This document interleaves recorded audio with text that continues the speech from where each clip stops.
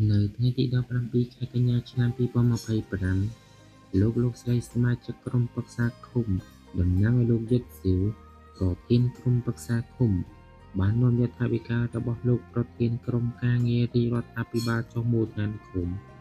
និងថវិកាផ្ទាល់ខ្លួនរបស់លោកស្រីសមាជិកក្រុមប្រឹក្សាឃុំស្មានជំនួយការដើម្បីចូលរួមពិធីបុណ្យរំលែកទុក្ខទៅដល់គ្រួសារនៃសពលោកយាយជុំលឿន